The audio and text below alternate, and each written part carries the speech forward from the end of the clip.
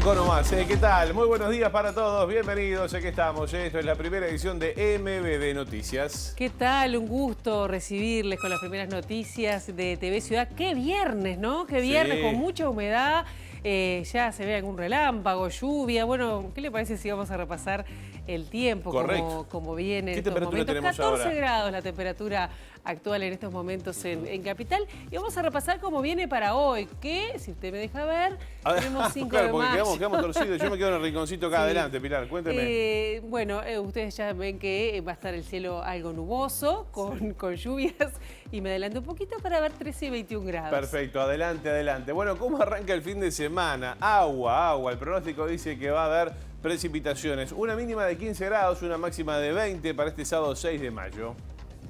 Y el domingo 7 de mayo, Vamos que 15 sale. y 19 las temperaturas extremas, digamos, se acorta la amplitud térmica para el domingo, que las lluvias se van a extender para la zona sur y centro del territorio nacional. Efectivamente, ese es entonces el pronóstico del Instituto Uruguayo de Meteorología. Despacito, como decía Luis Fonsi. Bueno, algunos de los asuntos que vamos a estar compartiendo con ustedes hasta las 9 de la mañana, aquí en esta primera edición de MBD Noticias. Les contamos que el senador del Partido Nacional, Gustavo Penades, pidió licencia a su banca en la Cámara de Senadores tras nuevas denuncias en su contra por presuntos casos de explotación sexual. La Fiscalía retomará este viernes la indagatoria penal por el caso de espionaje a los senadores Charles Carrera y Mario Vergara. Efectivamente. En otro orden les contamos que el directorio de OCE solicitó al Ministerio de Salud Pública aumentar los niveles de cloro y también de sodio permitidos para el agua potable. En ese marco, la ministra Karina Rando aseguró que estos niveles no son un problema para la salud de la población.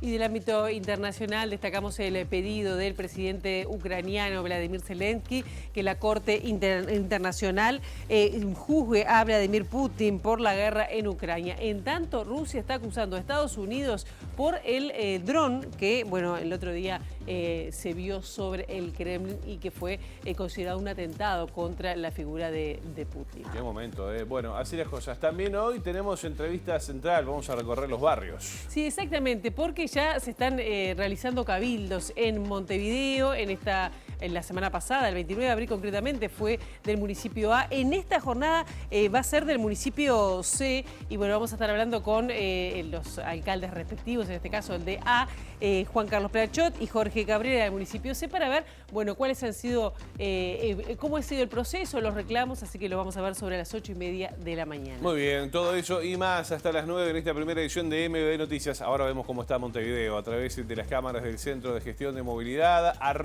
@IMTránsito, @MBD-Transporte. Todo lo que ocurre en tiempo real con el tránsito en la ciudad.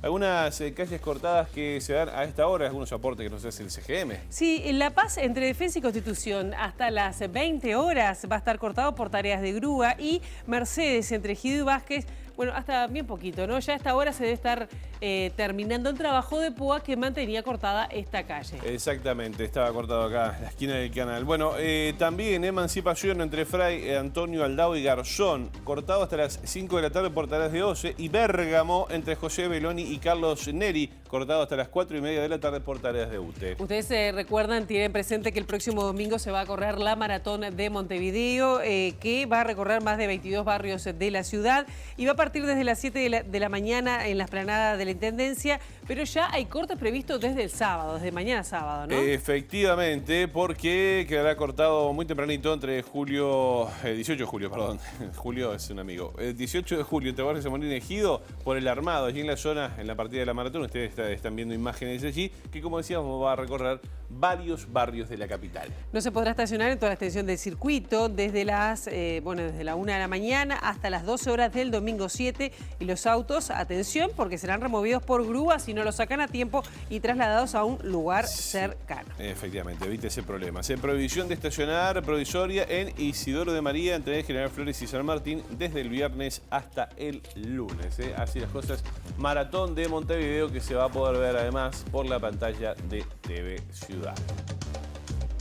Bien, vamos a comenzar el desarrollo informativo. Les contamos que el Frente Amplio analiza interpelar a la ministra de Vivienda, Irene Moreira, por el caso que ha despertado la polémica por la entrega de forma directa de un apartamento a una mujer militante de Cabildo Abierto. Sí, efectivamente, la diputada del Frente Amplio cuestionó justamente y duramente la actuación de la ministra Irene Moreira y aseguró que no existe ninguna disposición que avale justamente que un ministro haga uso discrecional de las viviendas que son entregadas por la Secretaría de Estado.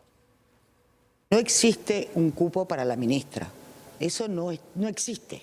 La ministra dice, esta persona cumple con los requisitos para tener un alquiler de compra de vivienda usada. Sí, por los ingresos, tiene ingresos, que anda alrededor de los 43.000 pesos. Bien, pero se tiene que anotar, ese requisito fue el que no cumplió.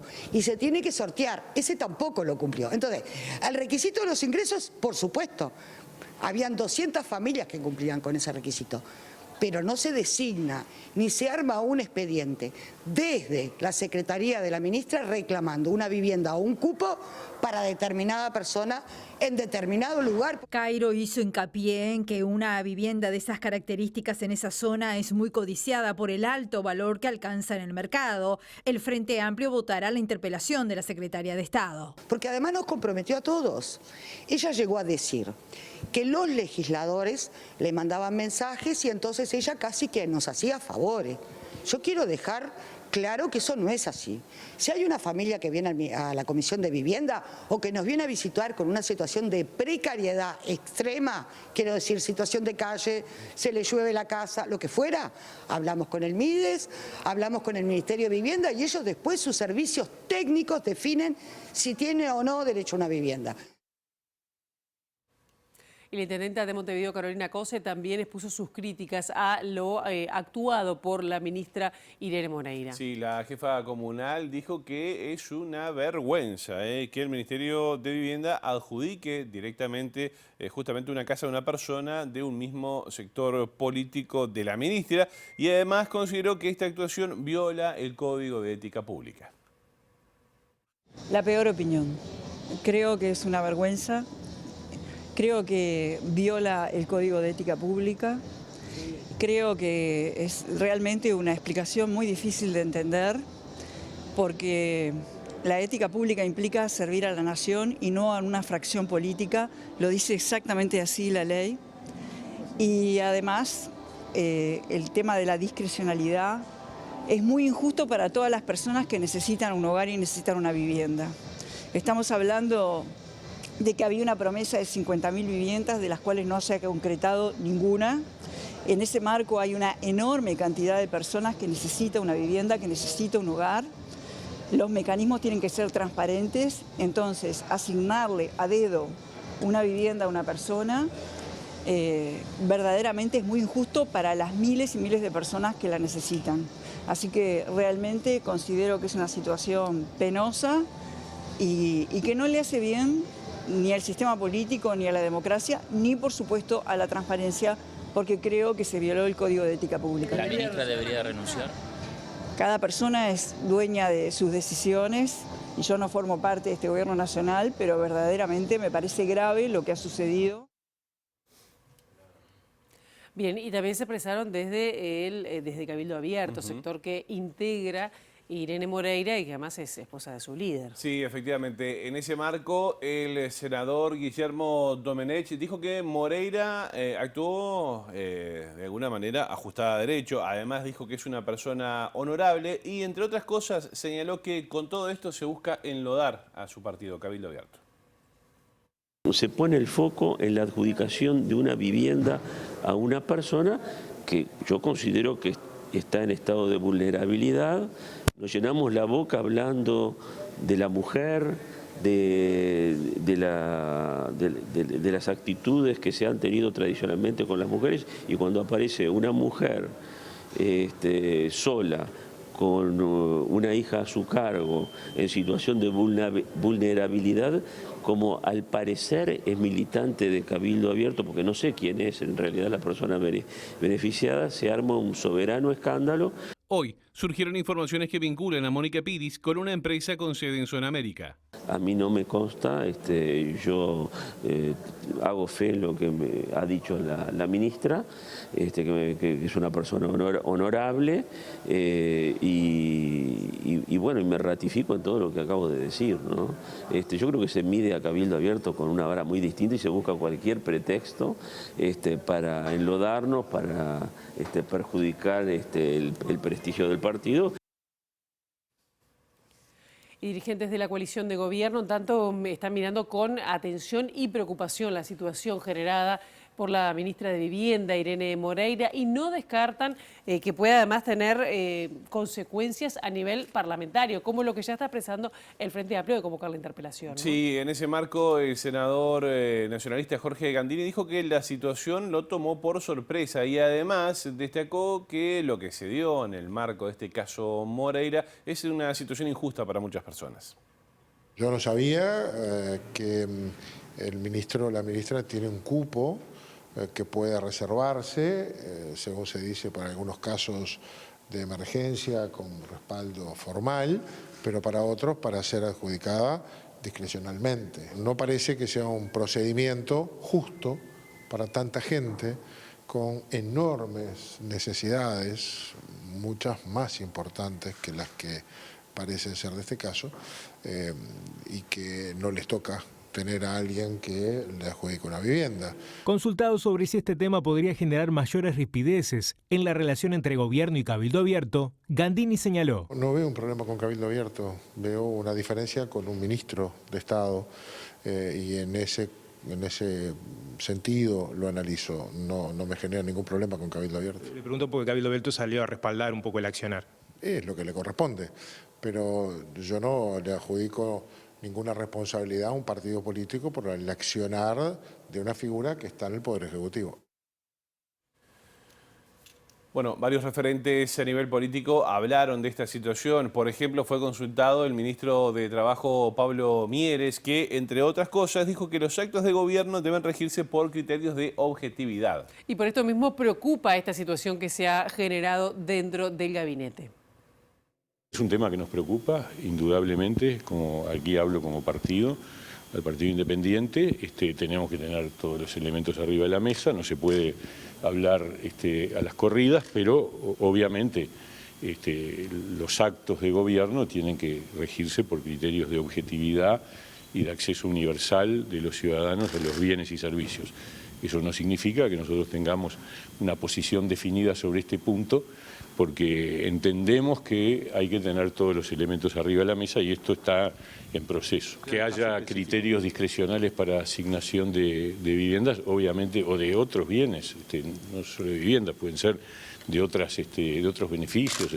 Yo creo que las reglas mejores son las objetivas, generales y universales para que todos los ciudadanos tengan los mismos derechos y oportunidades. ¿Sabía de eso del cupo, que existía o no? No, ni idea. Bueno, muy bien, y vamos a seguir en tema, pero desde exteriores. Es por eso que vamos al encuentro del móvil de Luca Veloz, que ya está con entrevistado también allí. Luca, ¿qué tal? Buen día, bienvenido. Muy buenos días, José María. Un saludo para ti, para Pilar y para todos allí en el estudio. Estamos en la zona de Malvín para seguir en este tema. Ustedes saben que desde 1966 en nuestro país el sistema cooperativo está trabajando sobre la vivienda. Ya en 1968 se fundó la Federación de Cooperativas de Vivienda de usuarios con ahorro previo, FECOVI, y tiene 120 cooperativas en todo el país. Estamos en una de ellas que justamente está por cumplir 48 años, esta cooperativa que tiene 42 unidades. Y estamos con el vicepresidente de FECOVI, Hugo Montaño, a propósito de la situación de las viviendas cooperativas en este momento. Bueno, por estas horas está esto que pasó con la ministra Moreira, el otorgamiento a una persona, un apartamento, pero ¿cómo repercute eso en el sistema de vivienda en general y en las cooperativas? Buen día para todos. Bueno, en realidad no es una cosa que repercuta directamente en el sistema. Yo creo que nuestro principio, y es lo que la cooperativa le aporta al sistema de vivienda, es transparencia. Y creo que ese tiene que ser, en este caso y en todos los casos, el eje de la política de vivienda.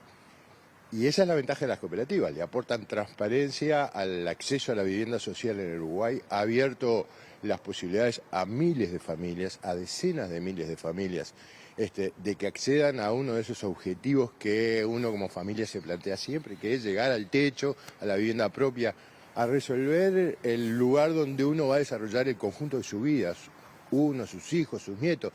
Digo, nosotros, por ejemplo, si miran la cooperativa, juegos para niños, recolección selectiva de los desechos, mantenimiento permanente de los edificios y del parque del parque edilicio que tenemos. Esos son los aportes que las cooperativas le hacen a la sociedad. La sociedad, es cierto, no financia, porque si no de otra manera, trabajadores y capas medias no accedemos a la vivienda. La sociedad nos aporta el financiamiento de la vivienda y nosotros le devolvemos entre tejido social, le devolvemos solidaridad y le devolvemos el mantenimiento de aquellos bienes que la sociedad nos confió. Y el aporte que le hacemos, en este caso a la ciudad, a través de los diferentes medios que tenemos de relacionamiento con el gobierno departamental, ¿no? ¿En qué situación están hoy las cooperativas con respecto al presupuesto, el presupuesto asignado por el gobierno, por el propio Ministerio de Vivienda? Nuestras relaciones con el Ministerio son relaciones cordiales. Es más, hemos tenido fundamentalmente con la Dirección Nacional de Vivienda un feedback, una ida y vuelta muy fructífero que culminó en la reducción de los impuestos, de los intereses de los préstamos a las cooperativas, que fue un triunfo gremial impresionante. Un viejo reclamo, el 2%. Un viejo reclamo por el cual el movimiento luchó mucho tiempo y que lo terminó concretando ahora. Y a partir de eso, nosotros creemos de que el tema de la vivienda, de las cooperativas de vivienda y fundamentalmente del financiamiento de las cooperativas de vivienda es lo que está más trancado en este momento. Este ministerio y el gobierno hicieron eje y su objetivo fue, se planteó el tema de los asentamientos, que nosotros creemos que debe ser un tema que se debe resolver, pero que no se debe dejar de atender las necesidades de las cooperativas, que están también en un lugar preponderante. ¿Hay sorteos hoy? Porque eso es el reto. Hay sorteos, hay dos sorteos. Hubo un sorteo anual, hoy se volvió a los 2 sorteos anuales, a mediados de año y a fin de año. Pero nosotros lo que creemos es que hay situaciones muy injustas con el movimiento cooperativo y que son de fácil solución, porque, por ejemplo, que se exonere de los impuestos a los promotores privados, que hacen casas muy caras y para ricos. Debería significar que los trabajadores también tuviéramos esas mismas exoneraciones que nos permitieran construir casas un poquito más baratas o un poquito mejores. No es un esfuerzo tan grande porque se puede hacer para otros y que tiene que ser igualitario con los trabajadores que le ponemos el esfuerzo al país todos los días y construimos este país, bueno, también acceder a esas cosas. ¿Está cuantificada esa renuncia fiscal? Está cuantificada, yo no la recuerdo de memoria. Otro elemento que creo que hay que tener presente, que es el tema de la financiación. No de la financiación desde el punto de vista de la cantidad de dinero que se vuelca, que creo que es importante, sino la financiación desde el punto de vista de dónde provienen esos fondos y la pelea que tenemos que dar prácticamente anualmente y cada 5 años por los fondos para las cooperativas. Desde el año en la ley de Terra del año 68, la Ley Nacional de Vivienda, eso estaba previsto. No dependía de la voluntad de los partidos políticos que tuvieran la manija en ese momento, sino que dependía de los aportes de los trabajadores y los empresarios que aportaban a un Fondo Nacional de Vivienda que tenía vida independiente y que no necesitaba ir a pedir permanentemente por la plata para las cooperativas. Queremos buscar formas de financiación de esto que nos permitan no tener que dar esa batalla permanentemente y saber de que se puede programar que las cooperativas van a crecer y van a tener un crecimiento permanente y que la gente fundamentalmente, porque ese es el objetivo, la gente tenga acceso a una cooperativa, tenga acceso a la vivienda, tenga a una vivienda digna, tenga acceso a tener dónde desarrollar y crecer su vida. Muchísimas gracias a Hugo Montaño. Esta reivindicación entonces de la reinstalación del Fondo Nacional de Vivienda que tienen las cooperativas, el sistema cooperativo en general, FECOVI, uno de ellos. Muy bien, Luca, muchas gracias por tu trabajo. Nosotros seguimos con otros asuntos. Sí, porque como lo habíamos adelantado, la Fiscalía va a retomar este viernes la indagatoria penal por el presunto caso de espionaje a los senadores Charles Carrera y Mario Vergara. Efectivamente, la fiscal Sabrina Flores va a tomar declaración hoy a 4 personas, entre ellas al ex gerente de la empresa Vertical Skies, Marcelo Acuña. Sobre el mediodía de hoy están citados Jorge Berriel, ex número 2 de la Policía Nacional, y el comisario mayor Ricardo Martínez. En el caso de Berriel, imputado por delitos de revelación de secreto, una investigación que continúa en curso irá como testigo por su vínculo y contacto con Alejandro Astesiano. Ricardo Martínez es responsable formal del Servicio de Seguridad Presidencial por Presidencia y también tenía contacto con Astesiano. Luego estará presente Marcelo Acuña, el ex gerente de Vertical Skies, quien tuvo contacto permanente con el ex jefe de seguridad presidencial por los negocios que instaló la empresa Lunacar en nuestro país. Además, Acuña es quien pidió fichas de los senadores Carrera y Vergara, según dijo ante la fiscal, para saber si habían recibido coimas de Montecom, la otra empresa que opera en el puerto. Recordemos que en el chat Acuña le dice a Astesiano que ellos fueron quienes presentaron la denuncia por la adjudicación del puerto a la empresa belga Catunasi y los quieren atar por esto. También concurrirán otros 2 testigos por esta causa. A su vez, en la jornada de hoy, la presidenta de UTE por el Frente Amplio, Fernanda Cardona, presentará una denuncia en la Junta de Transparencia y Ética Pública por lo que considera una compra ilícita de un dron a la empresa Vertical Skies.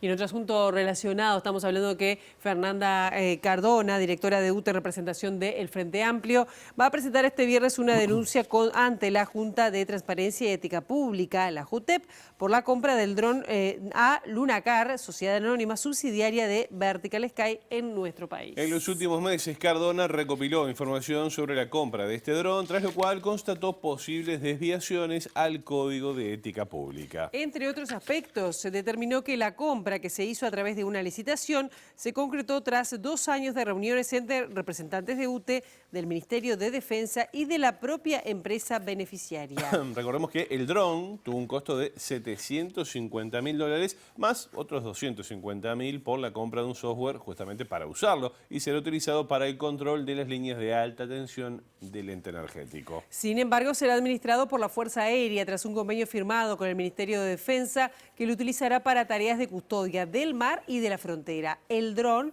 construido por una firma española, aún no ha llegado a Uruguay.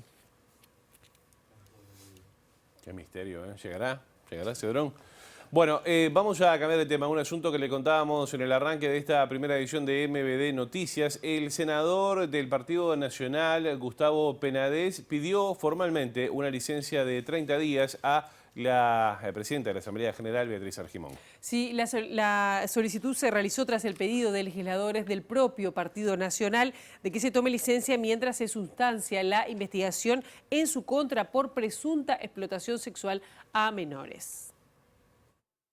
El senador se mantuvo firme en su acuerdo con la bancada de tomarse licencia únicamente cuando sea citado por la justicia. La senadora Graciela Bianchi, coordinadora de la bancada del Partido Nacional en la Cámara Alta, fue una de las que también insistió en que se tomara licencia. Según supo MBD Noticias, el senador Penades será citado en breve por la fiscal Guione, aunque todavía no hay una fecha prevista. Hasta el momento declararon 6 personas por ser presuntas víctimas de explotación sexual. Bien, y seguimos en tema porque el Frente Amplio también solicitó a la vicepresidenta Beatriz Argimón que Penades tomara licencia a su banca. Efectivamente, en la oposición causó molestia justamente que el senador participara en la sesión donde se aprobó la ley de corresponsabilidad en la crianza o tenencia compartida, ya que el tema tenía relación con la causa por la cual se lo indaga. Sí, y para el Frente Amplio sería una buena señal que todos los partidos políticos voten la licencia solicitada por Penades, que a juicio de la coalición de izquierdas debería ser por tiempo indeterminado y no por un mes como pidió el senador. Podemos decir que el punto de quiebre fue la sesión de ayer, porque realmente fue sorpresa de alguna forma que en esta temática tan sensible para la población y que realmente están en juego temas como justamente el vínculo de abusadores con menores, que estuviera allí en sala y que votara, produjo, bueno, ahí un movimiento interno de muchos, salieron muchos dirigentes nuestros a decir que no hubiera correspondido que estuviera, y en ese debate nuestro quedamos en esto. Acá se trata de un tema no formal, porque en realidad no hay nada formal que obligue a pedir licencia, pero entendemos que esa licencia tiene que transcurrir hasta que la justicia dirima este caso. Seguramente la coalición va a aprobar, y estaremos todos por unanimidad resolviendo este tema, que desde lo ético nos parece que realmente sería lo más correcto que se estuviera haciendo en este caso. Bueno, el directorio de OCE solicitó nuevamente al Ministerio de Salud Pública la posibilidad de aumentar los niveles de cloro y de sodio en el agua potable. Sí, y justamente ayer hubo una conferencia de prensa del Ministerio de Salud y la ministra, concretamente Karina Rando, dijo que se accedió a este pedido de OCE porque se entiende que no hay riesgo para la salud. En el día de hoy se nos pidió por parte de OCE aumentar esos valores, el de cloruros y el de sodio, a niveles más altos, mayor de 700 para los cloruros y mayor de 400 para el sodio. Esos niveles son niveles que, si bien no son del todo significativos, y para que tengan más o menos una idea, un paciente promedio en América Latina, consume unos 6 gramos de sodio.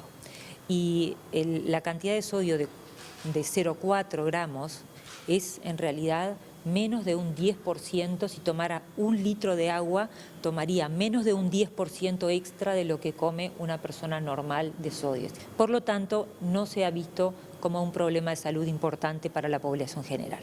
La recomendación que se hace es que aquellos pacientes que tengan hipertensión arterial, sobre todo severa, que tengan que hacer dietas muy estrictas en cuanto a su consumo de sodio, tengan un control más frecuente de las cifras de presión arterial.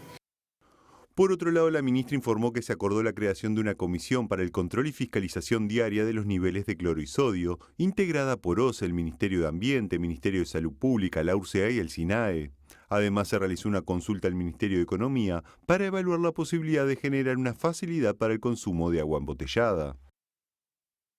Está salada la cosa. Bueno, vamos a cambiar de tema porque el índice de precios al consumo, el IPC, aumentó un 0,75% en el mes de abril. Esto provocó una aceleración de la inflación medida en términos anuales, según datos difundidos por el INE. El aumento del IPC en abril fue de 0,75%, una cifra mayor a la esperada por el mercado. De esta forma, la inflación interanual se ubicó en 7,61%, lo que representa una aceleración en el precio de los productos tras 5 meses de baja consecutiva. El dato de abril estuvo marcado por un incremento en el precio de frutas y verduras, vinculado con el fuerte impacto de la sequía en el sector agrícola. También se registró un aumento en el precio de los productos cárnicos. En efecto, el rubro que tuvo mayor incidencia en el dato del IPC fueron los alimentos y las bebidas, con un aumento de 0,51% en el mes. En este aspecto se destaca el aumento de 0,78% de la carne y otros productos derivados, un dato marcado por la suba del precio de la carne de cerdo, la carne ovina, el jamón y las milanesas de carne. Del otro lado se constató una baja de precio del pollo, sobre todo en los cortes con huesos. La leche, otros productos lácteos y huevos subieron un 2,7%, la manteca subió un 3% y el aceite de girasol bajó un 4,4%. También se registró un aumento de 5,3% de las frutas, pautado por la suba de las manzanas, 19,4%, y las naranjas, 6,2%, lo que atemperó las bajas de limones y mandarinas. Entre las verduras, los aumentos más significativos fueron en los morrones, tomates, zanahorias y papas, con una baja de las hortalizas de hoja como lechuga y acelgas. En minutos vamos a recorrer los barrios en el marco de los cabildos. Sí, exactamente. Vamos a estar recibiendo con muchísimo gusto a los alcaldes, el del municipio A y del municipio C, Juan Carlos Plachot y Jorge Cabrera, enseguida de la pausa.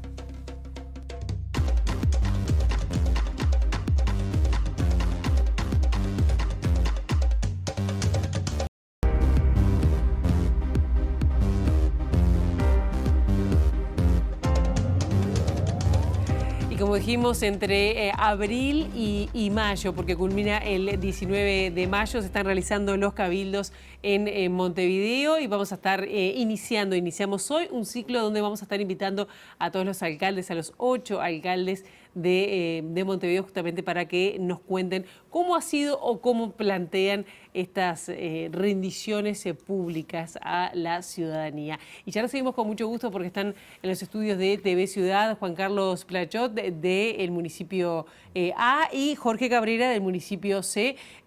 Juan Carlos, que ya pasó por el Cabildo, y el 29 de abril, y Jorge, que bueno, hoy rendirá cuentas desde su municipio a la ciudadanía. Bienvenidos, gracias por estos minutos. Muchas gracias, un gusto estar acá. Realmente el gusto es nuestro, y empiezo por ti, Juan Carlos.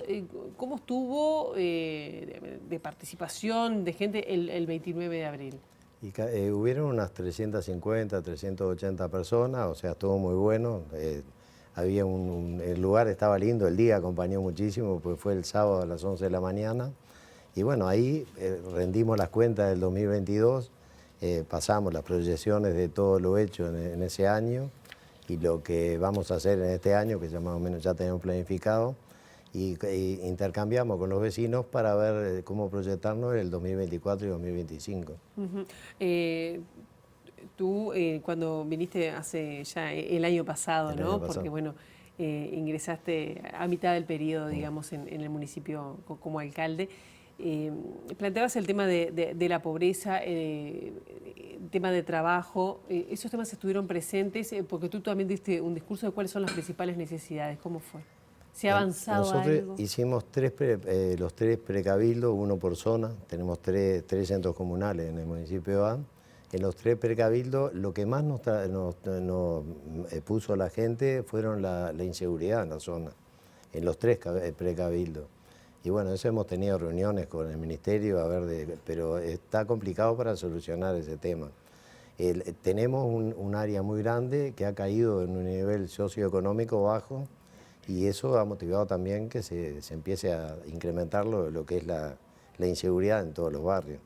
Lo que es cables de alumbrado, focos, todo eso, el año pasado tuvimos unos 5 o 6 kilómetros de robo de cables de alumbrado, más los focos nuevos que se fueron poniendo, que eso fue motivando también un poco el atraso también de las nuevas luminarias. Claro. Que igual venimos en un 90% de los reclamos reparados, pero está. Se siente. Y en el caso, Jorge, del municipio C, que ustedes también ya hicieron los precabildos, ¿cuáles han sido las principales preocupaciones que surgieron en el mismo, que bueno, hoy se van a estar coronando, ¿no?, en el Cabildo a las 7 de la tarde? Sí, nosotros tuvimos 4 instancias de precabildo, le anexamos una más que otros años porque uno de los servicios centros comunales, que es bastante grande, con respecto a los otros 2, lo dividimos en 2 partes y bueno, y surgieron en esas mesas también la inquietud por la inseguridad, por la gente en situación de calle que ha ido incrementando, y son temas que nosotros vemos que está la preocupación en general en toda la población nuestra. Y por supuesto que en esto viene también lo que decía Juan Carlos, que es robo de calles, que ninguno está libre de eso, y esto también nos provoca una inseguridad, porque si bien damos respuestas, pero estamos 2 o 3 días, nos roban luminarias, nos roban cables, nos roban cajas de conexiones. Eso tiene un costo bien importante, pero además lo que genera en el territorio, que es la inseguridad. Eso es uno de los temas fundamentales que reclaman los vecinos. Sienten que no hay cobertura en ningún momento, no se puede estar tranquilo, sobre todo en espacios públicos donde son muy frecuentados, que en algún momento nosotros tuvimos la tranquilidad de que había una instancia de persuasión que alejaba todas las posibilidades de vandalismo. Hoy no existe, y las cámaras tampoco están dando abasto con las respuestas. Claro, ¿por dónde va a ir la devolución, su discurso de esta noche?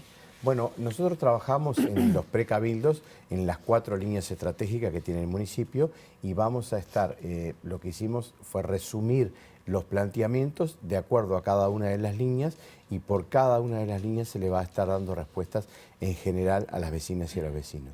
Insistimos mucho en que a nosotros nos interesa no únicamente las instancias de los precabildos, sino que además que podamos estar permanentemente durante todo el año reuniéndonos con las vecinas, con los vecinos, para hacer este intercambio que es bien interesante. Pero además también que participen. La participación para nosotros es fundamental en las comisiones de trabajo, que desde allí también nos hacemos los planteamientos para poder mejorar en cada una de las instancias. El tema de los asentamientos se ha notado más en el municipio A. La gente pide respuestas al municipio que de alguna manera escapan, ¿no? Pero digo, ¿qué respuesta se le puede dar desde el municipio a esta situación? En el municipio es el primer contacto que tienen los vecinos y claro, el crecimiento de asentamientos, o sea, se van multiplicando los asentamientos. De uno surge otro atrás y así van creciendo. Y bueno, y el primer contacto del municipio y vienen infinidad de reclamos, de pedidos al municipio que bueno, vamos tratando. Eso nos ha llevado a cambiar un poco las competencias que tenemos como municipio, porque las competencias están marcadas, son 5 o 6, vialidad, arbolado, alumbrado. Poda. Bueno, pero eso nos ha ido haciendo cambiar en los planes anuales, nos ha ido haciendo cambiar los planes de trabajo que hemos tenido. Por ejemplo, ahora ya para el año que viene propusimos y vamos a poner dentro de los presupuestos un programa de urgencia habitacional en caso de incendio, inundaciones, porque está el plan de emergencia de la Intendencia, pero a veces demora los trámites y se han prendido fuego, incendiado en asentamiento algunas casas y claro, necesita una respuesta más rápida, por lo menos unas chapas, algo para poder volverlo a tener bajo un techo. Y bueno, eso ahora estamos trabajando con techo. Techo está trabajando en la zona, bueno, por lo menos en algunos casos no es la solución ideal, pero en algunos casos es algo bastante viable para la forma que vive mucha gente. Claro, y ese fondo de emergencia, además de trabajar con techo, es decir, ¿lo va a gestionar por la Intendencia, por OPP o en qué trámite está? No, vamos a poner un presupuesto de municipio destinado para ese plan de urgencia, o sea, no es de emergencia, es urgencia para casos puntuales, porque hemos tenido en el año pasado, tuvimos unos 30 casos que se tomaron como emergencia, pero fueron urgencias, o sea, había que darle una solución rápida y a veces por los expedientes pasan y demoran un tiempito y no se le da un trámite urgente a las personas que quedaron sin un techo. ¿Cómo es el vínculo con el gobierno departamental y con el gobierno nacional? ¿Se ha fortalecido ese ida y vuelta, ese reconocimiento de gobierno de cercanía con la importancia que tiene para ese contacto directo con la gente? Bueno, en el caso nuestro particularmente, el diálogo es permanente con el gobierno departamental. De hecho, hemos construido muchas tareas en el territorio juntos. Con el gobierno nacional hemos intentado una aproximación, pero no hemos logrado, puntualmente con el Ministerio del Interior, no hemos logrado el objetivo final. Que, no sé, digo, yo quiero pensar de que también ellos están acompañando nuestras solicitudes de darle el respaldo a la población que pueda estar con tranquilidad en los territorios. ¿Cuál es el motivo? No tengo claro, no es mi incumbencia allí, pero no hemos tenido tantos resultados en esos reclamos. De hecho, las vecinas y los vecinos nos llaman a nosotros siempre para denunciar las situaciones que están pasando y bueno, hemos hecho coberturas puntuales que nos dicen, bueno, las ramas de los árboles tapan las luces y eso se ha atendido inmediatamente. Tenemos un diálogo sí con el Ministerio del Interior porque cuando ellos nos reclaman que alguna rama ha crecido de manera normal y está tapando las cámaras, también lo atendemos enseguida. Pero hasta ahí hemos llegado. Claro. ¿Lanchot? Y nosotros en lo departamental sí, estamos trabajando en forma conjunta con la Intendencia, con las distintas divisiones. En algunas tenemos mucho más contacto, otras un poco menos, pero a nivel nacional es lo mismo que dice Jorge, o sea, trabajamos con el MIDE, con el Ministerio del Interior. El MIDE, por ejemplo, ha tenido mucho recorte y están en una situación que no tiene gente y la relación es buena, pero en realidad Muchas respuestas no nos dan, no nos han podido dar. No quisiera terminar la entrevista sin plantearle cuáles son, digo, ya de alguna manera lo adelantaron con el tema de la seguridad, pero ¿hubo quejas concretas o ideas concretas que surgieron de los vecinos, en el caso sobre todo de Plachot, que ya tuvo el cabildo, pero en el caso del municipio C, que igual están los precabildos, que son unas instancias preparatorias? ¿Qué le falta? ¿Qué está requiriendo la gente, además de, bueno, de solucionar el tema de la inseguridad? ¿Quejas de qué? Los reclamos normalmente son de cosas más puntuales. En el municipio A se ha dado que nosotros a través del carnaval y los eventos culturales logramos formar bastante organización en distintos barrios. Tuvimos 27 barrios con el escenario móvil del municipio en carnaval. Y eso ayudó a poder organizar en muchos barrios gente que de repente no se juntaba y a través de eso se juntaron. Y eso nos ha llevado a que propongan de repente iniciativas. Tenemos La Casona, allá en Nuevo París, que se juntó un grupo grande de vecinos. A través de la cultura, de actividades A través culturales. de la cultura, y bueno, ahí ya estamos viendo de trabajar con ellos para mejorar el local ese, que es municipal, pero estaba cedido a una personería jurídica, una asociación civil. Y bueno, eso ha servido para trabajar en la forma organizada. Los reclamos en sí son los comunes, alumbrado, calles, pero eso es diario, o sea que eso lo tenemos todos los días.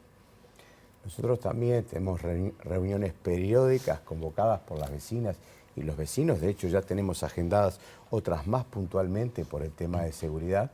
Y lo que sí coincidimos con la gente, con el barrio, es que cuando intervenimos los espacios públicos se persuade el vandalismo, pero no estamos permanentemente en los espacios públicos.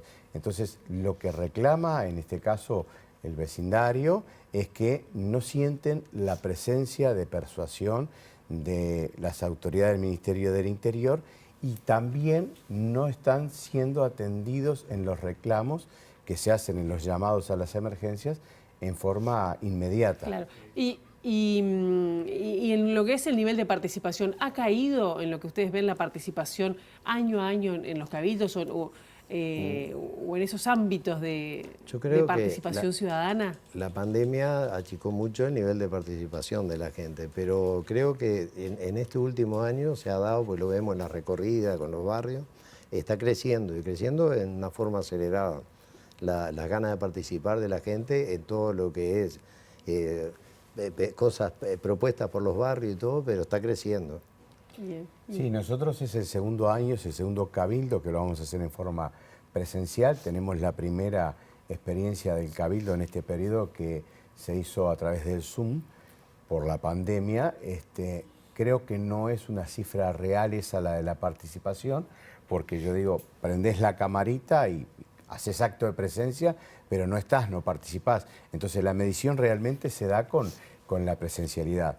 Creo que vamos creciendo, creo que estamos por un buen camino de convocatoria, la gente quiere participar, la gente quiere opinar y está muy interesada y por encima de todas las cosas quiere ser escuchada porque en la mayoría de los temas de los que venimos hablando, por ejemplo, seguridad, por ejemplo, la gente en situación de calle se siente de alguna forma como engañada en eso, porque se ven los crecimientos día a día, la habitación lamentablemente de nuestra población en situación de calle, en parques, plazas y además donde no tienen dónde estar durante el día, porque si bien es cierto que están los hogares nocturnos, no hay contención diurna. Claro. Y esa gente camina y está hurgando, necesita alimentarse y bueno, están en los espacios públicos. Jorge Cabrera, Juan Carlos Plachot, muchas gracias por estos minutos, por habernos visitado. Muchas gracias a ustedes. Muy bien, y de la realidad de Montevideo nos vamos al departamento de Canelones, porque el director del área de discapacidad de la comuna canaria, Federico Lezama, destacó la demanda que tuvo el llamado laboral para personas con discapacidad hecho en aquel departamento. Por otra parte, Lezama también se refirió al lanzamiento de la campaña y del libro Canciones para Avanzar Juntos, que aborda la temática de la discapacidad en las escuelas canarias. Elaboramos este libro que está compuesto por 2 canciones creadas por Diego Rosberg. Es un libro ilustrado que tiene material que habla del tema de la discapacidad y lo vamos a estar distribuyendo en todas las escuelas del departamento de Canelones. Además vamos a estar trabajando con los niños y las niñas a través de talleres educativos y nos parece que es una forma pertinente de poder instalar una temática desde la perspectiva de derechos, y el tema de la discapacidad tiene muchos prejuicios, muchos preconceptos que requieren de repensarlos y que está en ellos la posibilidad de generar vínculos nuevos que luego a lo largo del trayecto de la vida puedan generar otro tipo de condiciones para poder convivir. La Intendencia de Canelones abrió recientemente un llamado laboral para 32 personas con discapacidad, donde se anotaron 1.400 postulantes. Según Lezama, este tipo de convocatorias evidencian las demandas de trabajo entre quienes presentan alguna discapacidad. Ha logrado visibilizar las ganas de trabajar y la necesidad de trabajo que tienen las personas con discapacidad que no han tenido oportunidades en otros lados. Es decir, fueron 1.400 personas las que se inscribieron y da cuenta de que la gente quiere trabajar, quiere tener oportunidades para poder desarrollarse en la vida. Vamos a tener la experiencia, es decir, Canelones hace muchos años que hace estos llamados, ha logrado aprender no solamente de cumplir con la cuota, sino también de darle valor a lo que es la experiencia de la incorporación de personas con discapacidad en los equipos de trabajo. Eso ha mejorado muchas veces la calidad de los servicios y queremos profundizar eso también en el ámbito privado. Estamos generando una mesa de trabajo conjuntamente con las empresas, con el gobierno nacional, con los operadores laborales y las organizaciones para que se puedan generar puestos de trabajo y cumplimiento de la ley en el empleo privado. Vamos con otros asuntos. Más de 4.300 familias están siendo atendidas por el programa Uruguay Crece Contigo del Ministerio de Desarrollo Social, lo que implica una cobertura para unas 26.000 personas. Estamos llegando a más de 4.300 familias, un alcance de más de 28.000 personas, a las cuales el programa está acompañando de forma presencial. El desarrollo de un nuevo modelo de teleasistencia, utilizando mensajerías, llamadas y WhatsApp para estar a tiempo y más cercanos a la población con primera infancia. Y actividades que se van a desarrollar en el mes, como lo son el lanzamiento de la encuesta de nutrición, infancia, salud y desarrollo, que será la próxima semana.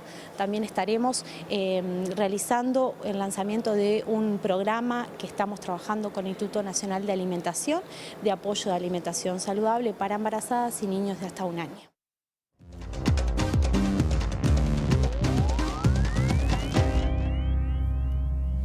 En una visita no anunciada a la Corte Penal Internacional, el presidente de Ucrania, Zelensky, pidió que su par ruso, Putin, sea llevado a la justicia por la guerra entre ambos países. Sí, pese a que el tribunal emitió una orden de captura contra el mandatario ruso por crímenes de guerra, Moscú insiste en que no acepta la figura de esa corte. En tanto, además, Rusia está acusando a Estados Unidos por la presencia de ese dron que impactó contra el Kremlin.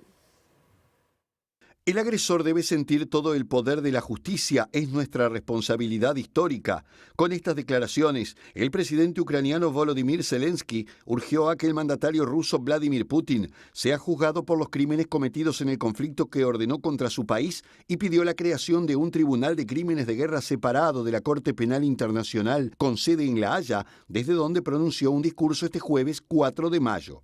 La petición llega después de que el pasado 17 de marzo la Corte Penal emitiera una orden de captura contra el líder del Kremlin por presuntos crímenes de guerra, y aunque son múltiples las denuncias de atrocidades cometidas por sus tropas, Putin está acusado como principal responsable del secuestro de miles de niños ucranianos que durante la invasión en curso habrían sido trasladados a Rusia. Sin embargo, Moscú desestimó la medida y la calificó de insignificante, señalando que no reconoce la figura del máximo tribunal, ya que Rusia no forma parte del Estatuto de Roma de la Corte, por lo que el camino para que Putin rinda cuentas está lleno de obstáculos. El gobierno ruso acusó este jueves a Estados Unidos de estar detrás del denunciado intento de atentado contra las instalaciones del Kremlin, un día después de que responsabilizara directamente a Kiev de los hechos, que asegura habrían tenido el objetivo de asesinar a Vladimir Putin, que no se encontraba en el lugar, algo que tanto Kiev como Washington rechazaron. Mientras tanto, y en el campo de batalla entre la noche del miércoles y el jueves, ciudades como Gerson y Odessa en el sur de Ucrania y Kiev, la capital, fueron azotadas por nuevas ráfagas de proyectiles rusos, dejando decenas de muertos, y las autoridades ucranianas aseguraron que en total las defensas aéreas derribaron 18 de 24 drones kamikaze antes del amanecer. Señoras y señores, hasta acá llegamos con la primera edición de MBB Noticias, pero no se vaya de la pantalla de TV Ciudad porque en minutos arranca Ciudad Viva. Sí, la actualización informativa a las 13:30 y nosotros nos encontramos el próximo lunes a las 8 con las primeras noticias de TV Ciudad. Pasen muy bien, buen fin de semana.